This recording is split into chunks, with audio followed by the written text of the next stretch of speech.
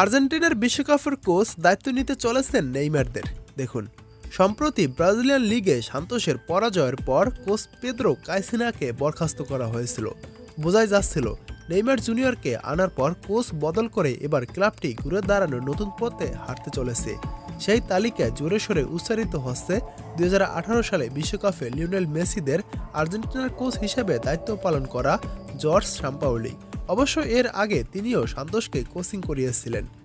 Brazilian গণমাধ্যম Globo বলছে Sao পাওলোর দলটি প্রাথমিকভাবে ব্রাজিলের সাবেক কোচ তিতে এবং সদ্য বরখাস্ত হওয়া দরিবাল জুনিয়রকে প্রস্তাব দিয়েছিল। তাদের কেউই সেই প্রস্তাবে রাজি হননি। বিশেষত চিরপ্রতিদ্বন্দ্বী আর্জেন্টিনার কাছে সম্প্রতি 4 গোলে বিধ্বস্ত হওয়া দরিবাল এই মুহূর্তে কোনো দলের দায়িত্বে না থাকলেও তিনিও আগ্রহী নন সান্তোসের কোচ হতে।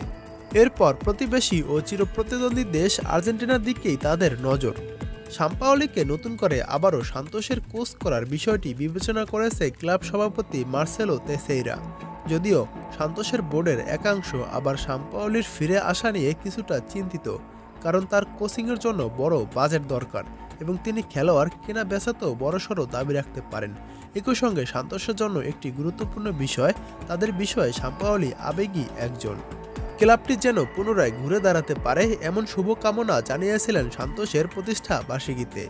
এর আগে 2019 সালে সান্তোসের হয়ে সফল একটি মৌসুম কাটানোর পর ক্লাবটি ছেড়ে যান সাম্পাওলি।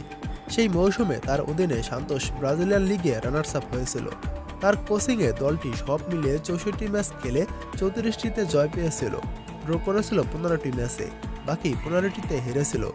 খেলার বাইরেও দলের অভ্যন্তরীণ পরিবেশে করা ব্যবস্থাপনা আর আক্রমণাত্মক ফুটবলের দৃষ্টিভঙ্গির কারণে অনেক প্রশংসা কুড়িয়েছেন এই আলবিসেলেস্তে কোচ। সম্প্রতি সাম্পাওলি দায়িত্ব পালন করেছেন ফরাসি ক্লাব ব্রেসে, যদিও তাদের সঙ্গে তার পথ চলাটা বেশি দীর্ঘ হয়নি। স্থানান্তর বাজারে চাওয়া পাওয়ার মিল না থাকায় দায়িত্ব ছাড়তে বাধ্য হন বলে তিনি জানিয়েছেন। ফলশ্রুতিতে মাত্র 10 ম্যাচই ব্রেসের সঙ্গে সম্পর্কচ্ছেদ হয় সাম্পাওলির।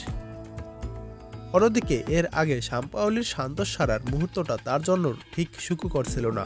চুক্তির একটি ধারা ভঙ্গের অভিযোগে কেবল দুপক্ষের সম্পর্ক ছিন্নই হয়নি, বরং তিনি একটি মামলাও করেন ক্লাবটির বিরুদ্ধে।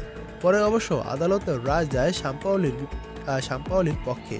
সেই তিক্ততা ক্লাব সংশ্লিষ্ট একাংশের মনে এখনও থেকে যাওয়াটা অস্বাভাবিক নয়। এছাড়া কোচ হিসেবে পুনরায় ফিরলে বর্তমানে সান্তোসের প্রধান তারকা নেইমার জুনিয়রের সঙ্গেও কতটা মিলে সেটাই দেখার বিষয়।